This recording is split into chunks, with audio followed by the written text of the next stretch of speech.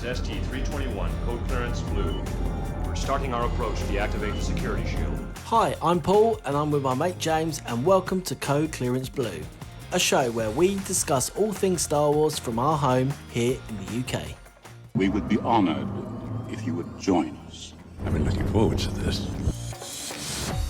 Greetings one and all, welcome to a new episode of Code Clearance Blue. As you can see, we're being joined by a special guest. It's myself, Paolo, and Mark Newbold is back with us of Fantha Tracks and Star Wars Insider fame. Three of us are going to get our heads together and we're going to delve into Mark's little sojourn over to Japan that happened in April, and also we'll get into a few other bits and pieces as well. But yeah, first and foremost, Paolo, how's it going? All good? Good, mate. Yeah, very good. Yeah, can't complain. It's nice and warm, and obviously still watching Disney Plus at night. So, it's a long thing, Mark. Basically, I don't watch anything new, so I just keep watching old stuff. Why not? You know, so yeah, so that's sort of, I haven't got onto any of these new Netflix series or anything like that. So on none of this fancy stuff. So Andor 2 is the most recent thing I've ever seen. Oh yeah. Which I'm sure we're going to talk about a lot. I'm sure we'll get into that. Paul, there's a new series coming out called Stranger Things. I don't know if you've heard of it. You might want to check it out, mate. We were talking about it the other night. I still haven't watched that either. So there you go. Just catch up on Mad Men. That's it. Oh, nice. And Mark, you were getting stuck into a bit of EastEnders, you said this morning, which is all good as well. EastEnders, yeah. So me and the wife both love our soaps. So Corrie, EastEnders, Emmerdale, don't miss a thing. So and somehow I fit that in amongst everything else. But thank goodness for the iPlayer, you can get ahead of these things. Although I hear the new producer has stopped EastEnders being put on iPlayer ahead of screening on BBC One, which is annoying because it's mega helpful for us. But hey ho, yes. So it was a good one this morning. Proper duff. It was very good.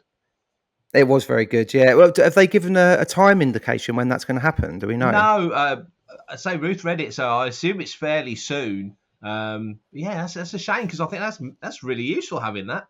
You know, if you're out the next day, you can just get ahead, and it's not like you're going to spoil it for anyone. So yeah.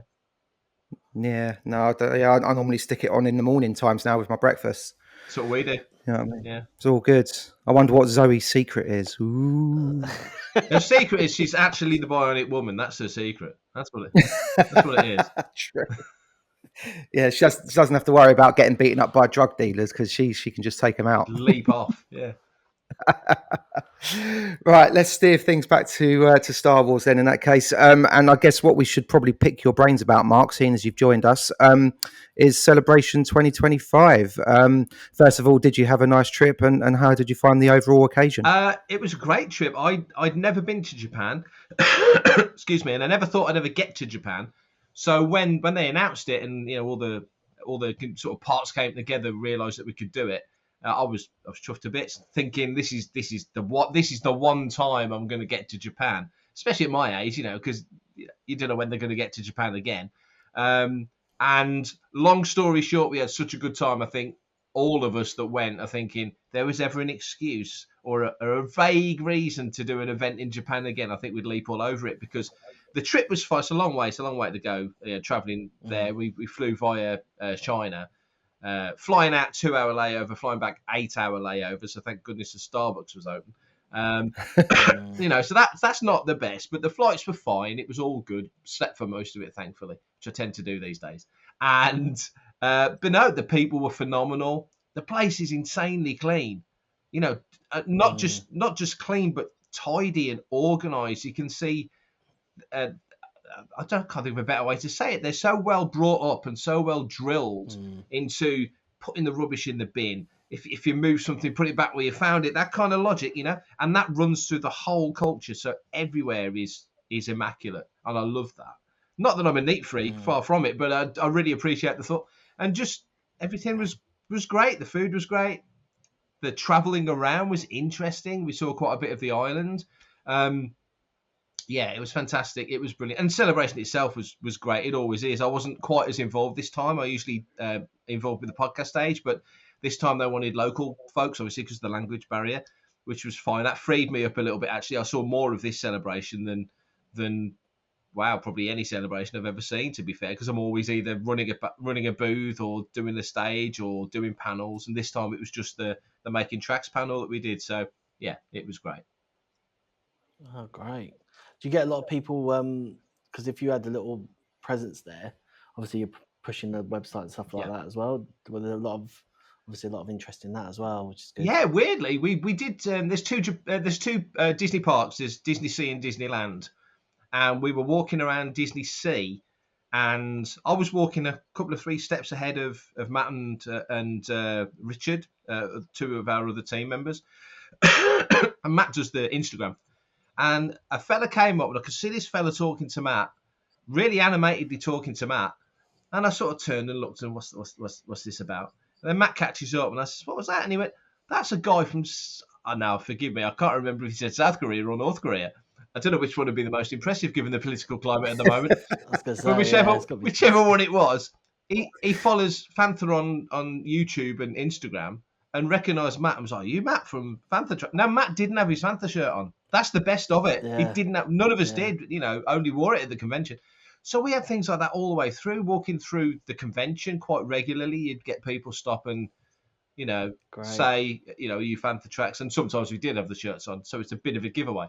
But we had loads of badges made up, so we were handing out badges and stuff. So from that point of view, it was well worth it. It was great. Yeah, good plug. Fantastic. Yeah, that's good. That's good. And what was the general vibe like at the convention centre on each day then? Because there was a little bit of pushback, people saying, "Oh, the sort of like the cast members and crew members that came wasn't as numerous as kind of previous iterations of the show and things like that." But what was the general vibe like from your point of view as you were wandering around the halls and stuff? It was definitely a smaller show, so I'd make it more. I mean, they put some really ridiculous number out, like there was 100,000, but there wasn't close. It was, if you think back to Essen when it was sort of 25, 30,000, it was much more like that. It was a 3-day show as well. So the only thing I can think to come up with that 100,000 figure is that they've counted every person 3 times if they bought an all weekend ticket. That's the only way they could have come close, because there's there was no way there was anything like the amount of people that was at Anaheim or Orlando, nowhere near. So it was a big room. It was very sort of, as you walk down the room, everything was kind of to the left, if that makes sense. So if you're walking up, it was all to the right. It wasn't like the XL when it's both sides. Right. So it was a good sized convention. Yeah, I think from memory there was 15, 16 guests, which isn't outrageous, but all really good guests. And yeah, the vibe was great. I mean, on the Friday, it felt like it was predominantly international attendees. So I'd say it was probably, I don't know, 70-30. Let's pick a number, 70-30 for international, because all the folks from the States, Europe and UK and Australia and everybody had come in early. And it's Friday, so I assume that the Japanese fan contingent were probably still at work, to be fair. But on the Saturday, it changed around quite significantly. So it was probably 60-40 in favour of Japanese fans and 40% everybody else. So it was a good mix in that sense. And just, again, like I say, I alluded to how just polite and friendly and easygoing. No one's racing anywhere. That, to me, felt like that filtered into the vibe of the event. So it was very laid back, very easygoing. Just a nice atmosphere. And as I say, we had nothing... or certainly I had nothing negative I could even think to point to say, well, that didn't work. I do know a lot of friends, there's a few of the Fantha team didn't go. Quite a few did, but quite a few didn't. And they're back at home on Facebook and socials, seeing the concerns or the problems that people are perceiving with queuing and various other things.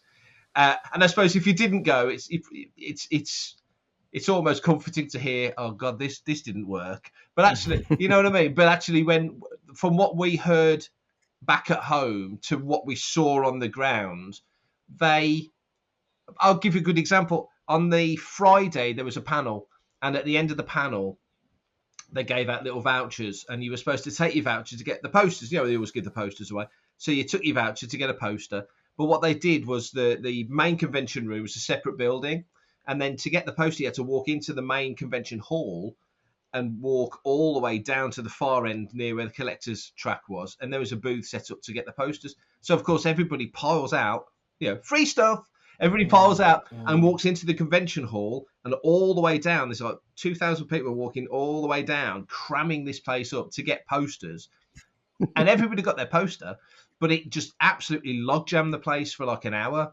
And so it's the next day when they did a similar thing, they didn't have to walk all the way down there, and they made it clear that don't worry, these posters will be available at the end of the show. So they kind of pivoted on the spot, and it felt very much that was the Japanese organisers thinking it through, maybe rather than Reed thinking it through, because Reed have their processes. And yeah, I mean, I there was horror stories about the event shop, you know, the show store.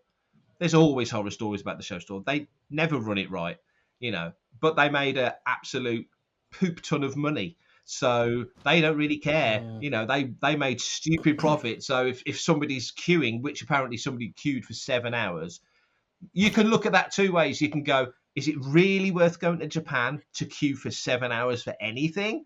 Or conversely, good grief, you kept somebody queuing for 7 hours. So there was errors there, but there's always errors there. And the bottom line is they made a stink ton of money. So, you know, I guess it will be the same in LA. So it's well, pick your poison. Do you really want this T-shirt that much, or you know, how do you play it? So most of the stuff I got, I ended up picking up on eBay when I got home, which was just easier.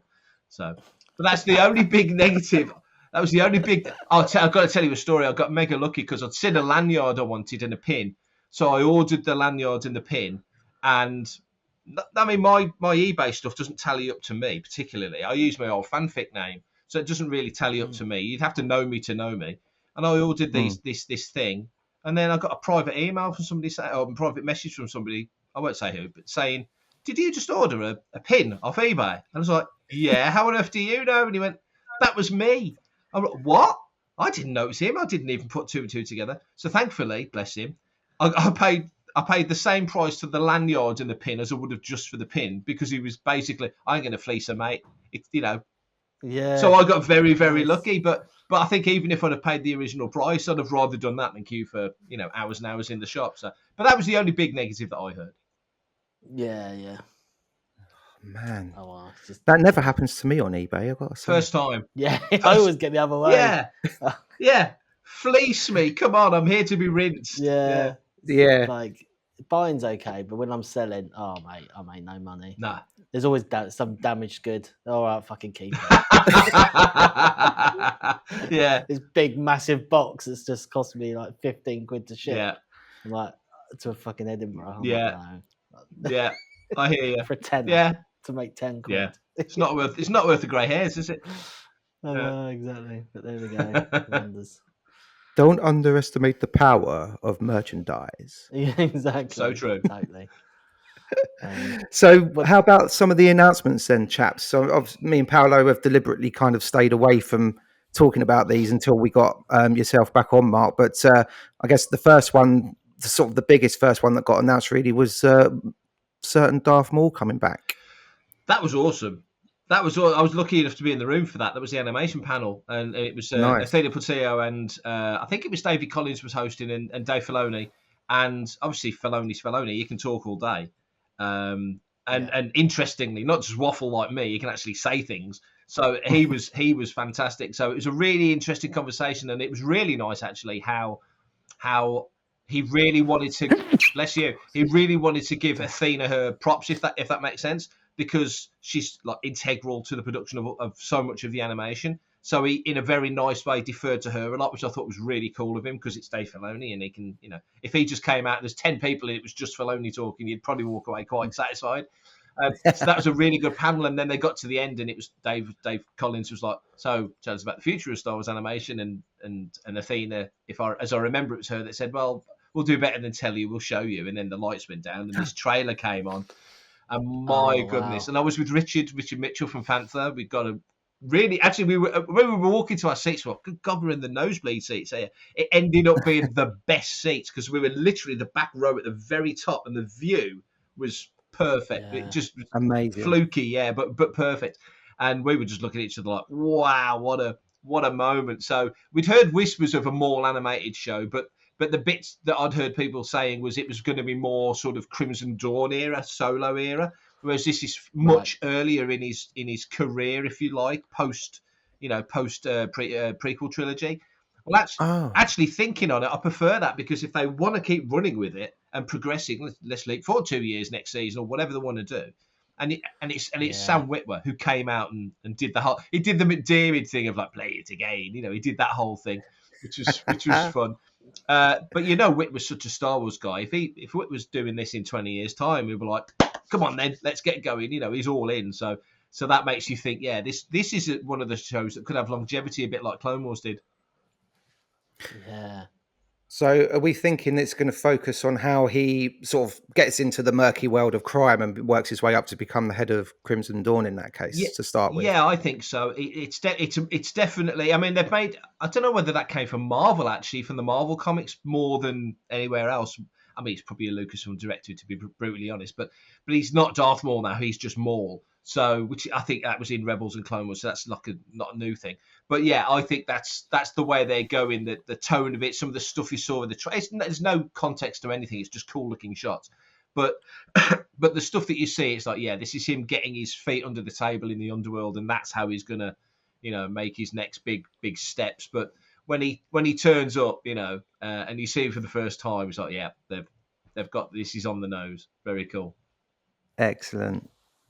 What do you think, Paul? They might try and sort of take us on a little garden path up towards where we see him in Solo, maybe. Yeah, I think so. It sounds like it, doesn't it? Yeah. It'd be good if we could get Jabba the Hutt involved. Yeah. That'd be quite good. If you had a little side to Tatooine, always got to go to Tatooine. So Yeah. little side ep. Also, that's a great point, because I think because the Clone Wars and like Tales of the Jedi, Tales of the Sith, and all those stuff, they all use the assets that were built for specifically, really, for Clone Wars. That you can kind of look at what they've done before and go, that's where they're going to go back there, because they've got that built. Yeah. They're going to use that character because they've got him designed, and they might just have to make a couple of tweaks. If you remember when they redesigned Ahsoka during Clone Wars, and it was a massive deal that she's in a new uniform now, or we've had to redesign the cloak for Obi-Wan, and it was a big deal. And it makes you realise that the cost and the effort, the time and design that goes into every little element of the animation. So if they can go back and go, let's just use that, I don't know, let's just use that Count Dooku character again, but make him brown-haired instead of grey-haired, and slightly change the beard, that kind of logic. So, and obviously it's far more difficult than just cut and paste. It's another level of, what I mean? But you can't, I think you saying about Tatooine makes all the sense, because it's like, well, they went there in the original Clone Wars. So, there's options that they can do, moments like that. And I think it'd be very cool to see Jabba, Yeah. That would be good. Actually, I wasn't going to bring this up today, but because you mentioned Tales of the ... The two most recent episodes, Mark, I'd just like to get your temperature on those, because me and Paul both really like the Cad Bane one. I thought the Ventress one was like, it was cool and everything, but like didn't really seem to go anywhere or do too much other than sort of reintroduce the character again. Do you think that might be something they might revisit in something else then, like you just sort of alluded to? Yeah, I think so. I think they really did a good job. I mean, there was always the issue, because off the back of Dark Disciple and the character going out the way she did, that if they ever brought her back, how do they justify it? How do they explain it? And we've kind of known she's back for a while, but actually seeing it done on screen with tying in the whole Mother Talzin thing, which feels very relevant because of Ahsoka, especially with season 2 coming.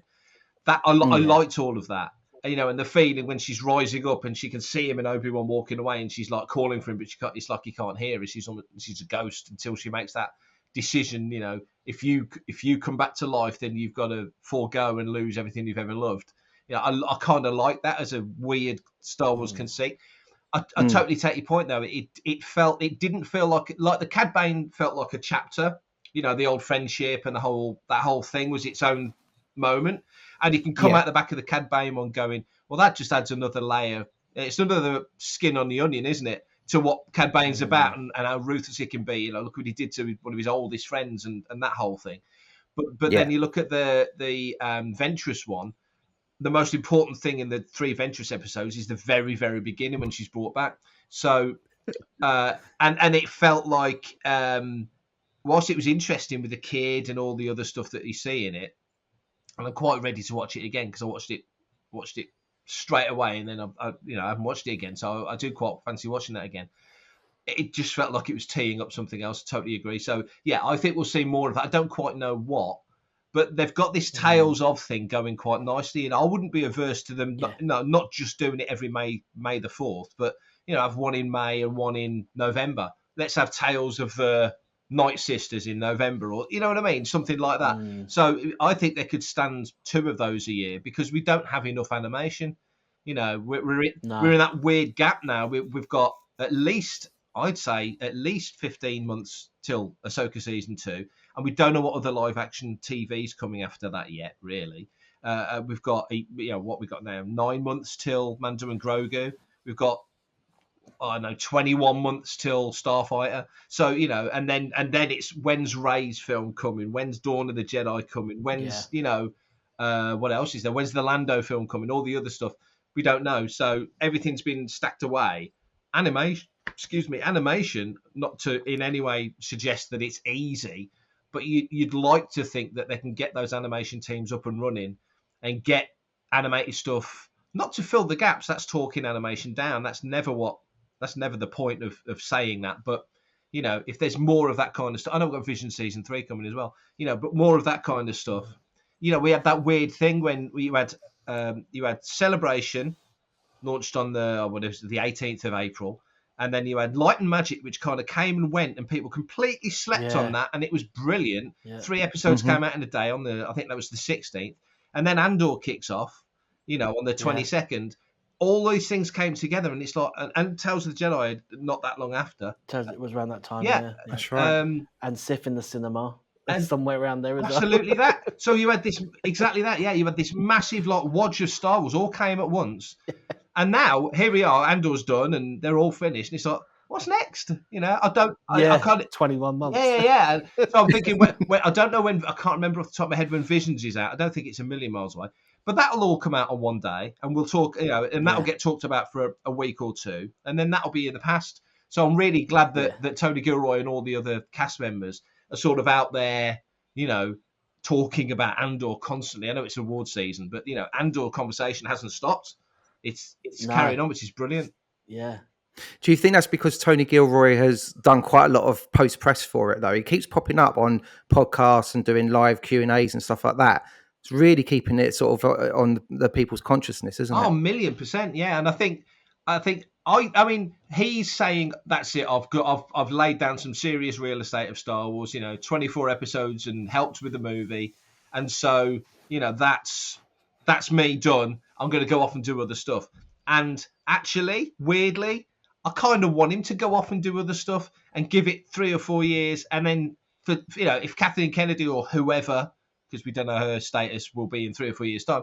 Whoever comes along and says, Tony, we've got this great idea for a post-Return of the Jedi New Republic series where Mothma has to navigate the halls of power, not fighting the Empire, but fighting within, you know what I mean? You can see that. You can see all of that in Rogue One, but also very neatly in Andor season 2, where you've got the Republic, the what will be the Republic Council, but the Rebel Alliance Council, and they don't know their arse from their elbow. They don't know what to pick. They don't know what to do. All they can do is talk things down. There's all these snippy, snipey characters on there that just want to poo-poo everything. And Mothma's got to deal with that. And Cassian and then later Jyn have got to try and cut through that. And ultimately, it's about rebels fighting for the cause who grasp the nettle and just go and do it. So it'll be interesting once you've put the Empire out of the picture. I know you've got the Remnant and all that stuff that we've seen in Mando and other stuff, other things, and we'll see more of, I'm sure. But then you've got that whole run right through from there all the way towards Force Awakens. So you've got this great big run of 30 years, near as damn it, running all the way through there. Let's get stuck into that. Yeah. Tell you what, he'd be the man, wouldn't he? Because like we find out when The Force Awakens begins, we find out that the Resistance actually is like a splinter group from the New Republic, really. I love that. That Leia was like, this ain't working. So give me all the old X-Wings. Just give me the old X-Wings and just kind of forget about me. And I'll run this little Resistance myself. And you run the galaxy and let me do this because you're not... I guess that's another thing. That's why you kind of need to either get heavily into animation in this era to tell that story, or just finally somebody grow a pair and go, this actress is the new Princess Leia, and she's going to be Princess Leia for the next years, because God bless her, Carrie's not with us anymore, and we don't, and we respect Carrie too much to do the CGI thing. So blah blah is the new Princess Leia, Doodah is the new Luke Skywalker, so and so is the new Han Solo. You want the stories, and this is how we're doing it. And I just wish they'd go for it. Oh, I want Alden Ehrenreich back for Solo, for goodness sake. He's perfect. So you've got him, you've got Donald Glover. We just need a Luke and a Leia. So they just need to just do it big time and tell that story, because you've got Mothma, you've got Akbar, you've got all the other characters you could want. You can recast anything around that. A new General Maydean actor. Great, let's get some real good solid actor in, and there's a character there ready built with a history. And I know it's weird now when you go back and I watched Jedi the other week, and it is kind of weird when you get to that briefing room scene and Caroline Blakiston walks in, and it's like, oh yeah, it's not Genevieve, is it? And not for a second would I want them to do what they did at the end of Jedi Special Edition and replace, Sebastian Shaw with Hayden. I don't want that. Sure. That made sense for that. That to me makes perfect sense, because Anakin never looked like Sebastian Shaw's version of Anakin looked. That wasn't a physical manifestation of what he looked like. So I get that. Whereas you throw it back to seconds before he kneels before Palpatine and chops Mace's hand, all that malarkey, that makes sense. But changing Caroline's performance for Genevieve's performance, one, I don't think for a second Genevieve would agree to do it. I just don't think she would do that. No. But two, it wouldn't work. But then I'm saying this in 20, what is it? Where are we now? 2033, when it's the 50th anniversary of Return of the Jedi, and they took a special edition out, and then all of a sudden Genevieve O'Reilly walks in, we'll be like this, So I'm saying this, you never know. Mark, you better stay off Twitter once this episode goes live, because they'll be coming for you, mate. I know. Bring it on. It's interesting. It is interesting, though. I know, but do you know what? When you think about it now, in the context of 2025, like Caroline Blakiston's performance is really understated. It's in one scene, and she's literally just imparting some exposition more than anything, really. So it's not that huge a leap to kind of just squint your eyes and think it's the same person. Do you know what I mean? Yes. But I think as Star Wars fans as well, some people are too hung up on he doesn't look enough like Harrison Ford. Alden Ehrenreich doesn't look like Han Solo. It's like, no, you're just saying I can't handle anyone other than Harrison Ford playing Han Solo. And it's, but then, and I know it's different, but then throughout the characters' lifetimes, how many actors have played Darth Vader? How many people have actually been Luke? How many people have been Leia? You go through it. If you encompass the whole swathe of Star Wars, Billy Dee wasn't always Lando. There's other voice actors have played Lando. It was another guy played Luke in the Return of the Jedi radio drama. Now I know that's going out into the weeds a little bit, but all of it, if you watch and listen to all of it, every little bit of it informs the character. So to greater or lesser degrees, who's your Obi-Wan? Is it James Arnold Taylor? Is it Ewan McGregor? Is it Alec Guinness? So they're all Obi-Wan Kenobi. So I just really want the noise of the fandom in the negative sense to just give this show a chance. Let's say Tony Gilroy. If Kathleen Kennedy says to Tony Gilroy, I'm going to let you recast a new Luke and Leia. We've already got Han Solo. Alden Ehrenreich's agreed to do it. This is blue sky thinking, and you've got this whole storyline. So you're not limited is not the right word. I don't mean limited in the sense of it's any less of a story, but in Andor, for example, you're not meeting Han, Luke, Leia, and the big gun. I know it's before Luke's time, obviously, but Leia's on the scene. She could have been in Andor if they'd wanted to be. And Han Solo's out there doing stuff. If they wanted to contrive a Han Solo moment, they could have done it if they wanted to. I'm still amazed R2 and 3PO on in season 2 of Andor as well.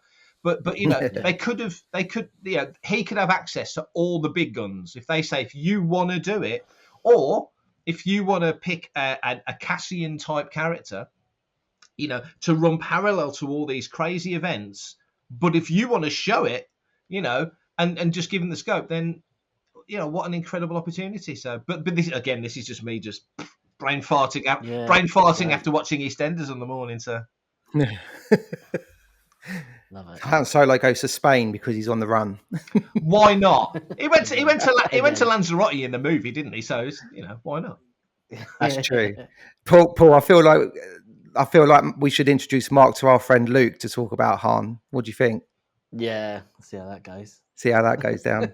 He was devastated coming He was out of absolutely the devastated, premiere yeah. of The Force Awakens. Let's put it that way. Oh, yes, Yeah. I feel that. And it does still does come up when we see him. He's still not quite over it. It's And we been won't 10 years, man. Yeah. Oh. Yeah. Don't. For a person who absolutely disliked The Last Jedi, he does talk about it an awful lot. I've got a friend like that. Yeah, totally. He is not a fan of the film, and he doesn't mind who knows it. But my God, he talks about it a lot. It's weird, isn't and it? we just keep poking him. Yeah, So. that totally. It's so easy. For our own amusement, that's all it is. So. Like our WhatsApp groups, always cheeky little Ryan Johnson rumor. Yeah. Yeah. Oh, I've just heard a new rumor. He's coming back. He's coming back. He signed up for 6 films this time. Yeah, Ryan Johnson's doing a Han Solo trilogy. Yeah. Have you ever watched? Have you ever watched people's hair turn grey in real time? Yeah, exactly. I suppose with Luke, it's often said that Sebastian Stan has got quite a good likeness to Mark Hamill, so he could be a good one. But also the guy, and forgive me, he's probably not listening, obviously, but I can't remember his name. But the geezer that kind of played him in the Mandalorian stuff before he got kind of, he really looked like him as well. I don't know how much of an actor he is per se, but he's another option, surely. I've gone blank. I feel terrible because I've completely blanked. I think his name's Graham, but I could be wrong. But I know Hamill and him worked really closely together to get all the intonations and the looks and the stuff. And when as you say, when you saw him without the ILM additional work, which bear in mind, Book of Boba when was that? 2022. So we're 3 years beyond that now. We're already 2 years beyond what they did in Dial of Destiny. So it'd be and we've not really seen much other sort of that type of visual since then. That's the last thing I can think of off the top of my head. So maybe ILM being the geniuses that they are and the other teams that they work with, maybe that process is even slicker now. But if they could find an actor who's happy to have his voice slightly adjusted by Reese Beecher to make it sound a bit more like Hamill, and visually slightly, because it's only like CGI makeup really. Just if they've just got to have a few dots on, if that's the process they want to go down, and it's happy and the actor's happy and ILM can do it and it's not costing the earth, then cool, that's fine. But I think now I'd rather just have an actor, and he really did look like Hamill. I'd rather just have an actor that looks like the character and can act. That's the most important thing. Because after a while, you're going to forget that he doesn't look exactly like, whoever. Sebastian Stan would be great. I don't think they'd be able to sign Sebastian Stan up for the amount of years that they'd want him to do it, But maybe I'm doing him a disservice. Maybe he'd be all over it. I don't know. Give him a bell. Let's find out. Well, I mean, just that point, it's the same with Bail Organa in Andor season 2. I mean, at first, like they obviously planted that little tiny scene, didn't they? And they're like, oh no, it's not Jimmy. And then the next thing is obviously a lot more, but you kind of got used to it pretty quickly. Oh yeah, you know what I mean? Because the acting and everything was really good. So yeah, it was a shame, but it seemed to work okay. You got over it pretty quickly. Yeah, I think so. I mean, that was the Kathleen Kennedy suggestion when they realised they couldn't get Jimmy Smits. I think he was doing one of the Dexter shows and just couldn't jiggle his schedule. I mean, I suppose that's the thing, isn't it? It's there's actors that you'd have assumed that you were going to see General Merrick and General Dodonna, and those actors weren't available. And actually, Tony Gilroy said some weren't available and some didn't want to do it. So there's 3 key characters there. You take your pick. Which one of those guys just didn't want to do it? Who knows? But it's a big galaxy and these are busy people. So if General Dodonna's on another planet when they happen to be on Yavin, that's no big shock. So that was no problem. And I wanted to see Merrick again because I really liked Merrick in Rogue One. He was one of my favourite characters. So it was a shame he wasn't there. But Jimmy Smits not being available, they're working actors. If they're tied into a contract and they can't make it work, and Bail Organa was actually way more input. I've spoken to a couple of people who were like, they should have just written him out. You can't write him out. You look at that. No. You look at that series. That's Bail Organa is like integral. And also, Yeah. how can you not have Bail Organa involved at the end of Andor when you've got Rogue One coming and then he gets blown into a million pieces on Alderaan? So you've got to have him in there. Yeah. I thought Benjamin Bratt was fantastic. So whilst Yeah. I don't know what you would be able to see him in again, unless they do another Kenobi series, and maybe there's the opportunity if Benjamin Bratt's Bail Organa in a second Kenobi, either series or mini-series or whatever, that might be where you could see him. But outside of that, this is probably one and done. So I think that's a great example, actually. I wish I'd thought of that before, of different actors playing the roles that now it's like, okay, that's what Bail Organa looked like when Andor was happening. Yeah. And we should start talking about season 2 actually, because obviously there's so much to cover. But I mean, you I think you were lucky enough to watch it, some of it before, or was it all of it before? All of it before, yeah. I was really lucky. Yeah, very lucky. We did a press junket. That must have been bloody hard, man, because I tell you what, I tell you one thing. It's so good, isn't it? You're like, oh, it's so good, but I can't say it's good. Oh yeah, I sat on it for about a month, and like the other guys on Fantha Tracks, because I don't tend to shout about it. Cause some people make a big song and dance about seeing these things. I try not to, but if people ask, then I'm not going to lie. But yeah, it was, especially knowing how it finished, and even that final episode. So we did some press junkets. We were very lucky. So we had let me get it right. We had Faye Marsay and Genevieve O'Reilly, and Ben Mendelsohn and Denise Goff. And the proviso from Disney was you must have watched all 12 episodes. So because some of the content might be just initial, getting out there quick stuff, but some of it, if you want to do a deep dive on certain topics, you'd sign another NDA. You'd hold that video back until the week that episode came out. I just wanted. It's very trusting of them to do that. It is. Yeah. And Disney never used to be like that when I was doing stuff. No. Really No. So it's good that you can make content and they're quite happy for you. Obviously, you sign an NDA, so they will just kill you. But the fact you can just hold it back ready for that week, or after or whatever. Yeah, but it was smart in that sense. And the morning I had to get the train up down to London to do these things, I'd still got the last episode and a half to watch. So I was racing through it to the point where it was like Ruth was like, "You need to go. You're going to miss your train if you don't go in a minute." And I'm watching the last 10 minutes of the last episode, and so I managed to get through that. And obviously I got to the train and such. But I just caught the very end of the end credits with the full-on Star Wars theme going, and oh my God, what a great choice that was. What a brilliant choice that was.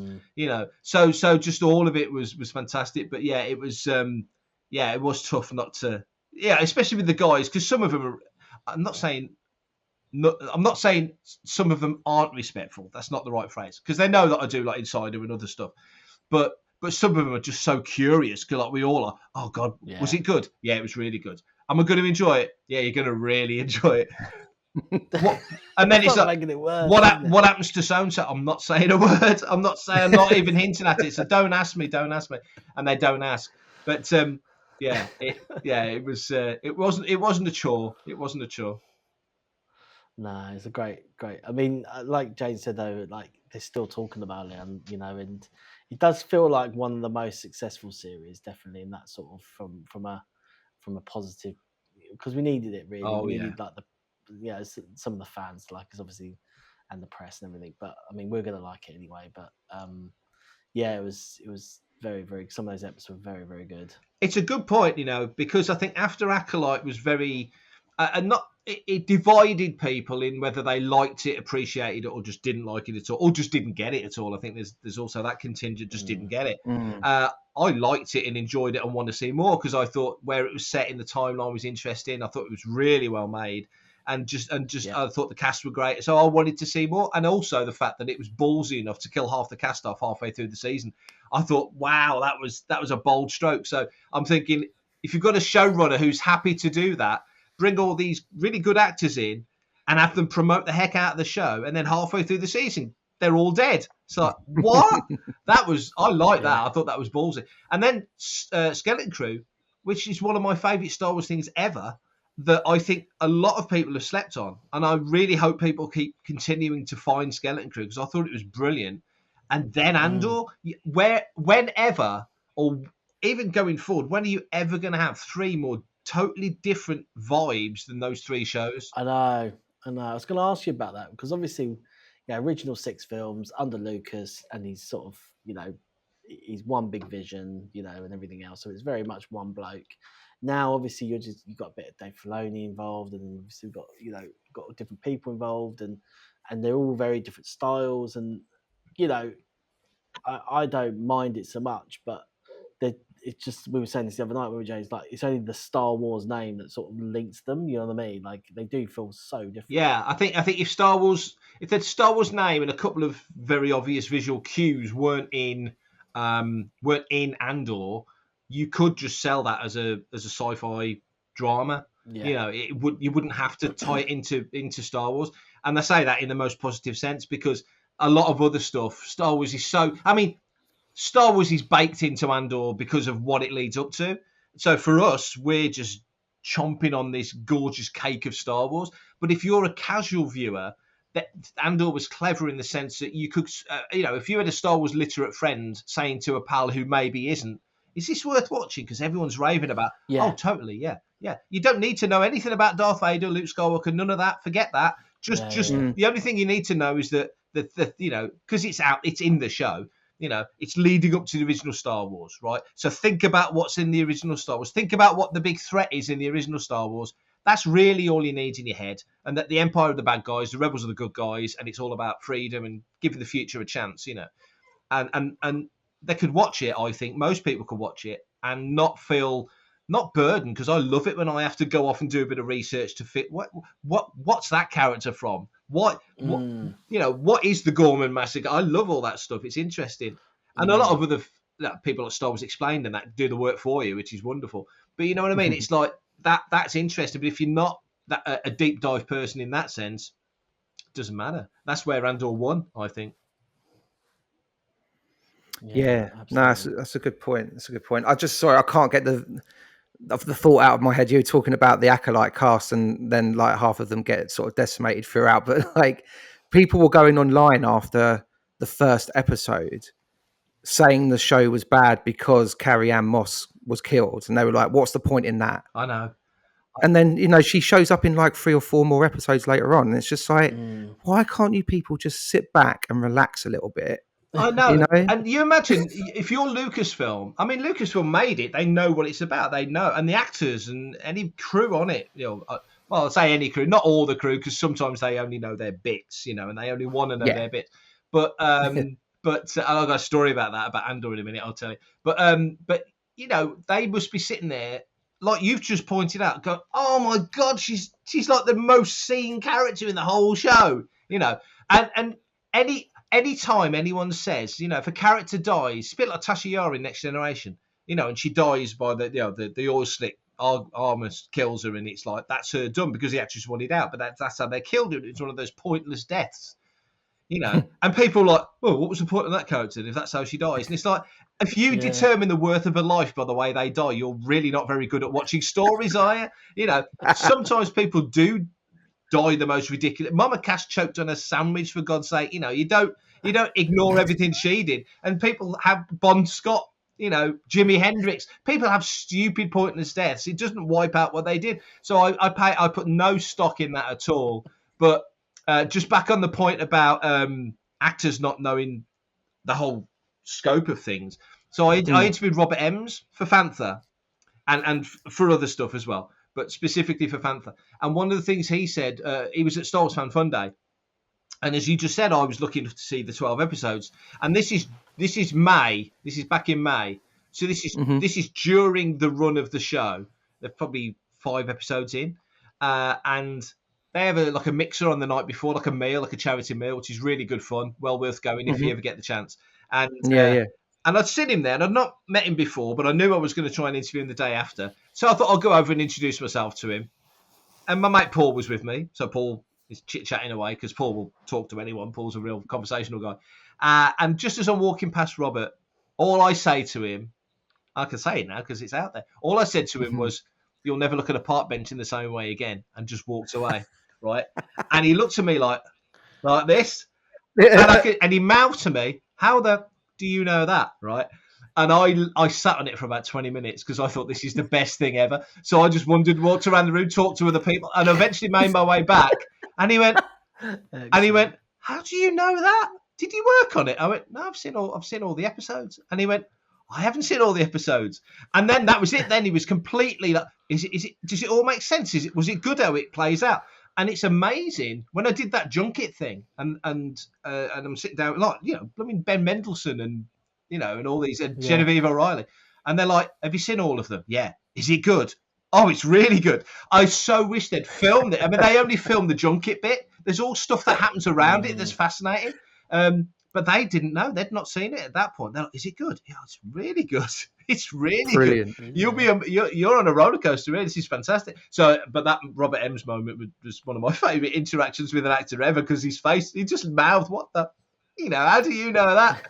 So, "Who are you? How do you know? Why have you seen this?" This random nobody of like telling him that how his character dies. It was brilliant. You're just like, have you heard of a website called Pirate Bay? You say that, that's funny. I've seen the new Jurassic film because I write for ILM.com now, so I do blogs for ILM.com. So sometimes, so I've only just started, so it's like early days. But they gave me the opportunity to see the film early, so I can interview the visual effects supervisor. So I went to see Jurassic, and it was fantastic. There's an embargo on any kind of opinion on it, left, right, or centre. But the embargo's okay now. The premiere's happened, so people are talking about it. So I just put a post on saying what a great film it is. Visuals are great, music's great, direction's great. It's a classic Jurassic film. It's really, really good. Go and see it. Popcorn. Don't bite your nails before you go because you'll have no fingers left. It's quite nail biting. It's really good. And somebody just posted, "Can you send me a copy?" And I'm like, what? And I wish I said what you just said. Yeah, just going to Pirate Bay in about a week's time. I'm sure you'll find one. Yeah, definitely. Actually, thanks for saying that about the new, because I've really fallen out of love with Jurassic movies, with the trilogy that came out, the last one. But this new trailer, I thought, oh, actually, the story looks pretty grounded and kind of sensible. Yeah. So I might give it a go. Definitely give it a go. The last three, funny enough, I watched Jurassic World yesterday when I was just noodling around, and I really like Jurassic World. The first one, I really like it. I wasn't mad keen on Fallen Kingdom, and Dominion's fine. And actually, I think Dominion's a bit like Rise of Skywalker, where Rise of Skywalker could make a lot more sense if they thought it through in a different way, come at it from a different way. But actually, it's a very watchable film, I think. The visuals are great, the music's great, the performances are great. JJ cast all those actors, so I think he gets the best out of them. So I don't mind 9, even though there would have definitely been other and more interesting ways if they'd wanted to come at it. I really love the Trevorrow Duel of the Fates idea, but I like 9, so I'm not going to rag on 9. Dominion's a bit like that, I think. It's like, well, they're bringing this all to a close, and they're bringing the original guys back in. It's very similar conceit. But yeah, Rebirth's excellent. There's a point to them going after what they're going after, and they really lean heavily into, these aren't dinosaurs. These are genetically modified things that look like dinosaurs, and acts like maybe we think dinosaurs would have acted, but we don't really know because they're not dinosaurs. They're recreations of. They lean heavily into that. So yeah, I really enjoyed it. It's very clever. Nice one. Paul, just for the benefit of you, it's called Jurassic Park. Oh, yeah. Right? It came out in 1993, I think. So you need to go back and start with that one, okay? Yeah, I saw that one. Yeah. It's a sequel to Valley of Guanji. You might have seen that one way back in the day. There you go. Yeah. One of our dinosaurs is missing. Yeah. Oh, that's really good. Just to steer the conversation back to Celebration very briefly, because I wanted to touch on the fact that they also announced Starfighter as well. Ryan Gosling is going to be directed by Sean Levy, and they've just announced the casting of Mia Goth. Is it? Yep. Going to play one of the baddies in it, apparently. But I just wanted to get both of your takes on the fact that the through line apparently is going to be Ryan Gosling's character looking after like a younger person, which sounds very much a bit like a certain Mandalorian traveling the galaxy at the moment. So just wanted to get your two's viewpoint on that one quickly. Go on, Paolo, you go first. I've talked too much. Okay, yeah. Well, I don't know, because obviously it's like set in its own little world now, isn't it? Its own little time period. So it'd be interesting to see where we go and whether we're going to start having a whole new thing with that. obviously you've got a bit of a pretty guy to do it, which was my I don't know, are we just getting the crowds in? But it's just quite interesting. I think it feels like Star Wars is, you sort of touched on, now having a bit of a break. It's sort of giving itself real big breathers because I think it felt like maybe it's done a bit too much. And I think with this announcement of another film, it gives it time. We're going to have a film next year, and then we're going to have another film. You know what I mean? And maybe that seems to be more the direction they're going back into. Get films, maybe that makes more money than the series for them. I don't know. But yeah, I mean, I prediction-wise, I have no idea what this could be. You know, whether it's going to be sort of, obviously he must maybe be some sort of pilot, or is he going to be some sort of? Is he going to be full sort of? I don't know. So yeah, I'm looking for. I mean, obviously, I'm looking forward to it, but yeah, it did come out of the blue a little bit.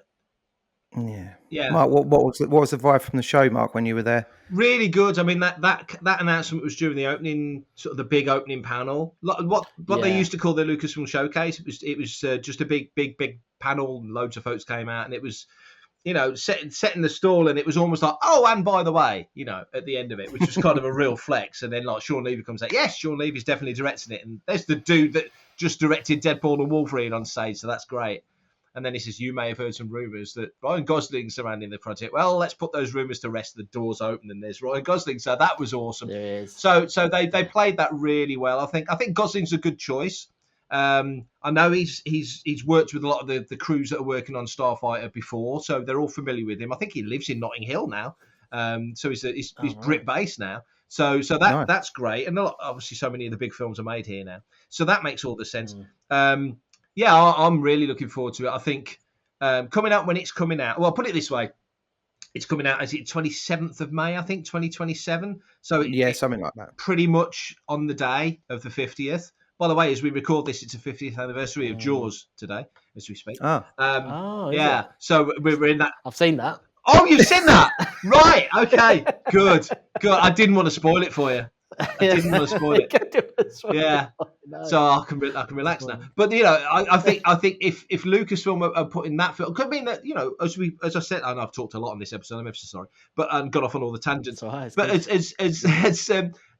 we said, there's the Ryan possible films, and there's the Daisy possible trilogy, and there's all the other stuff that they could have. Lucasfilm could have gone, let's make the Daisy film the 50th anniversary film, or let's make whatever, the Lando film, which feels like an easier win. But no, they've gone, no, let's make this Sean Levy film the film that celebrates the 50th. Because in May of 2027, we'll have had Celebration by then, but everyone's going to be, and we don't know what other TV will have had, because other stuff could have started up by then. We don't know. It's too far out. But everyone's going to be in a Star Wars frame of mind, and then Starfighter comes out on the Friday. So, you know what I mean? It's like everyone's just going to, well, you'd like to think everyone's going to be in that mood. And from the vibe I'm getting from it, it's fast and pacey. It's an action movie. Right. It's a one and done. Right. Kathleen Kennedy says, when I was at the BFI screening the other day, and Kathleen Kennedy walks out and she's like, the guy says, "What's the future of Lucasfilm?" Big laugh, like she's going to tell him anything. Well, actually, I think she told him more than she thought she was telling him, because she said, we're looking at standalone stories, and the inference off the back of that is, if a standalone story works, if this Starfighter thing works, because you look at the title, you're thinking, is this the Rogue Squadron we never got? It's got that kind of vibe. Yeah. There's a spin-off from that if they want to do it. If they set up this new world 5 years after Rise of Skywalker, and the Rey films, I think 10 years on from that, there's opportunities there to build something that leads into the Rey film if they like, or just spins off onto its own storyline. So very clever. Very clever. I'm very excited for it. I think I like Gosling, so I'm happy for him to be involved in it. I think he's cool. Yeah, he's great. Yeah, he's decent. He is decent.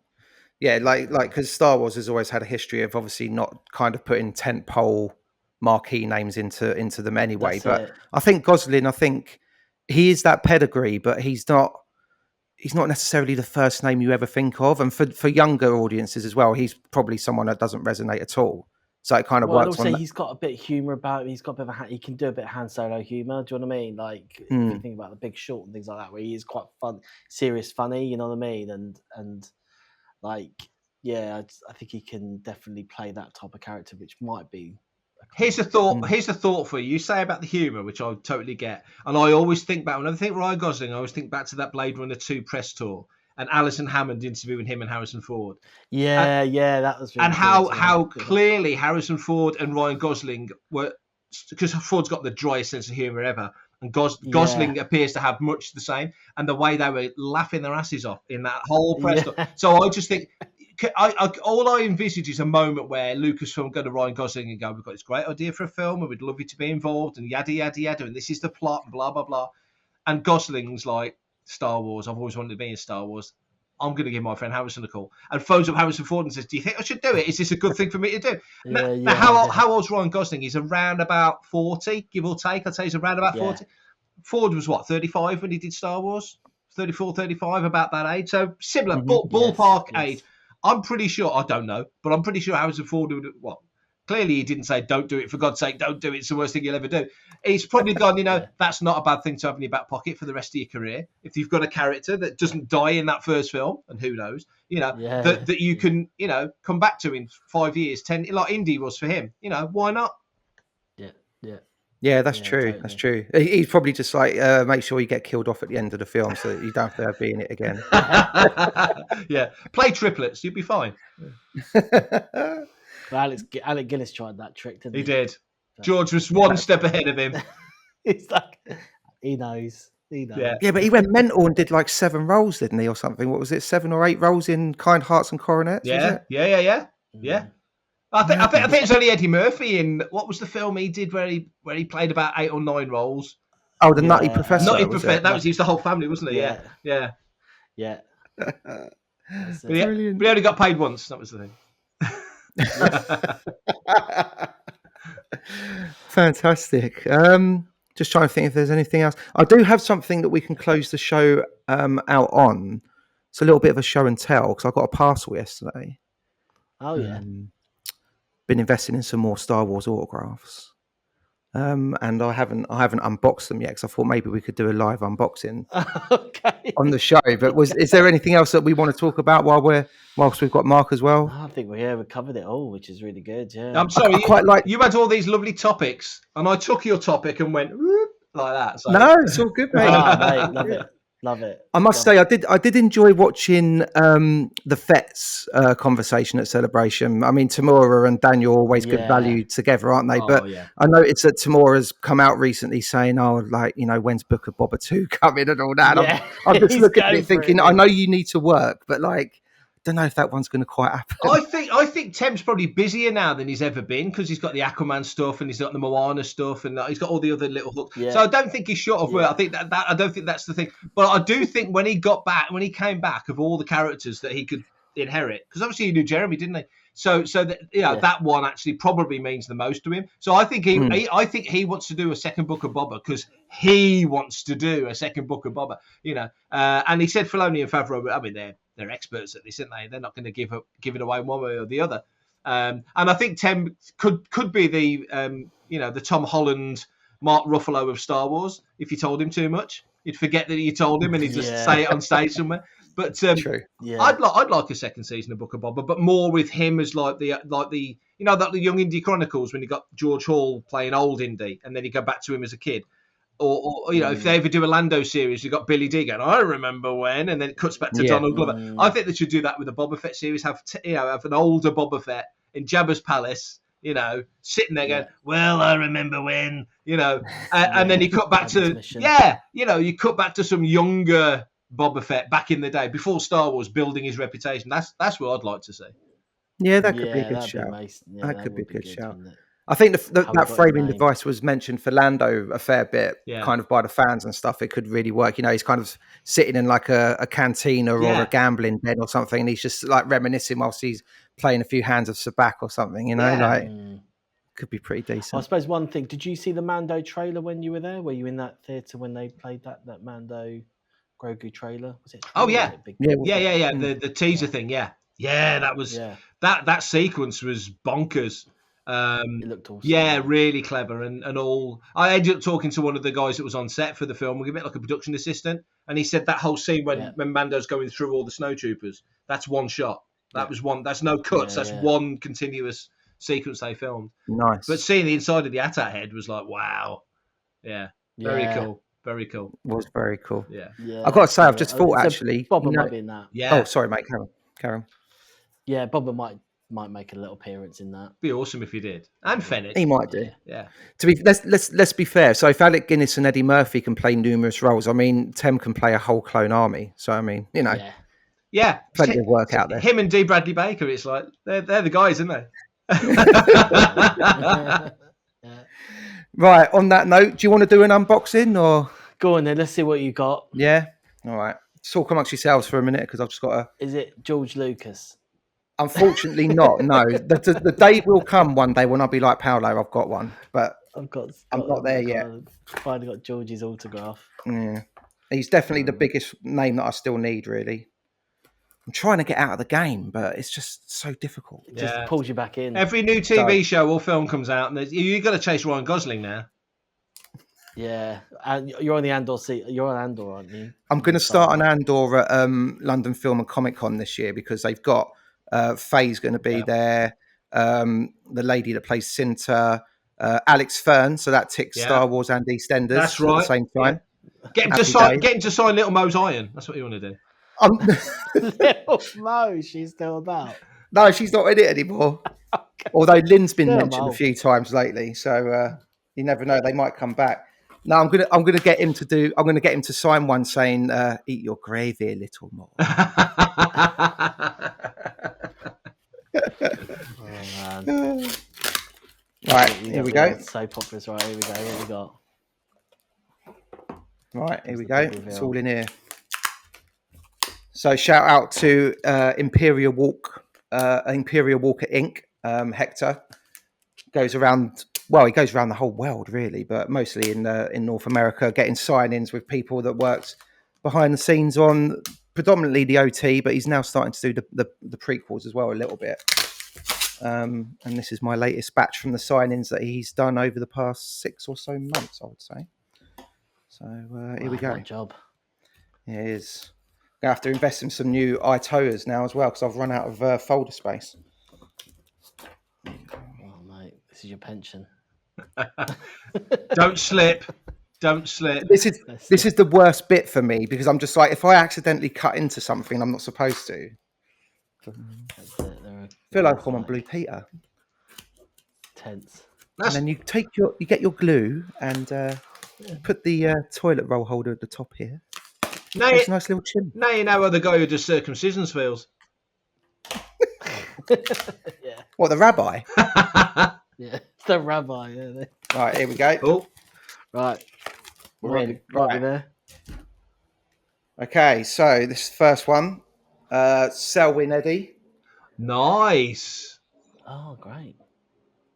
Oh, model lovely. maker, Empire Strikes Back. And then speaking of characters that have had multiple actors, I've added a brand new Darth Vader into the collection, John McLeod. Oh. Wow. So he's the guy that it's just that one shot. They needed a shot of Vader coming off of the ship in Jedi, and so he was the only one who could fill the suit, I believe. Wow. No way. So he's in. Amazing. That's brilliant. It's not bad, is it? Not bad. And then John McLeod again as a space trooper Nice. outside the Death Star. Yeah. Oh, wow. So happy with that. That's a pretty good one. I always try and get, if they're in the film, I always try and get that shot first. But then here's Ease Oyeng, who worked for ILM as a model builder and stuff. Yeah. Wow. Yeah, he there did you a go. lot of Star Trek stuff, he did back in the day. I think he passed away. Yes, he's been around, right? He's worked on quite a few different franchises and Yeah. stuff, I believe. Yeah. Very cool. That's Bit amazing. of Probot action. Now here's a guy who was there from the very beginning. Lorne Peterson. Yes. Blimey, Bit of lawn. you've got a haul here. This is amazing. Tell you what, it's all right actually, isn't it? Sometimes I forget exactly what I've ordered, but That's a great picture. and Yeah. then this one's got Mickey Herman and Laurie Vermont, who were both production assistants across the original trilogy. I might try and add some more names onto that if I can. I don't normally That's do brilliant. group shots that often, but this one was offered in a bit of a sale because Hector had some overstock. So I thought I'd get one of those, which is pretty good. I'm pretty sure I should have like one other picture. Otherwise, I'll be calling customer services.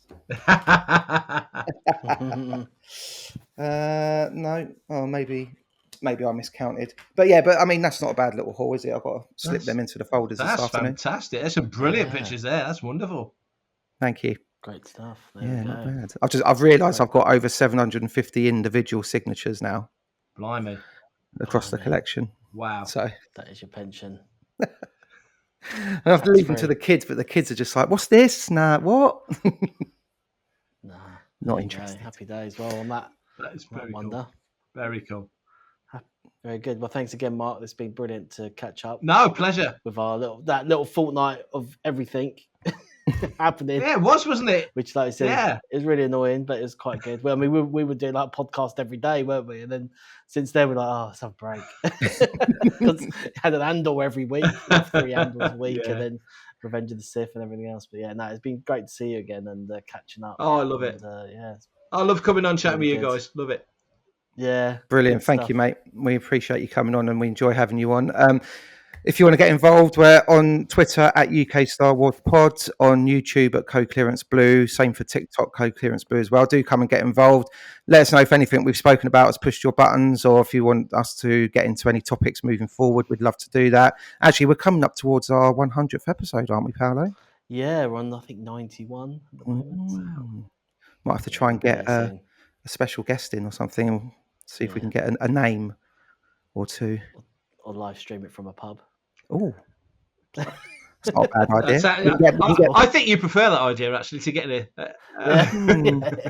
and review the best drinking establishments in Star Wars. There you go. You could FaceTime in as well, Mark, if you want, and join us for a quick join us for a quick virtual pint. Sounds good to me. Thanks, everyone. Anyway, thanks, everyone. All right. Have a good one. We'll speak soon. Yeah, and on that end, we'll say, may the Force be with you all. Starting our approach, deactivate the security shield. Security deflective shield will be deactivated when we have confirmation of your code transmission. Stand by.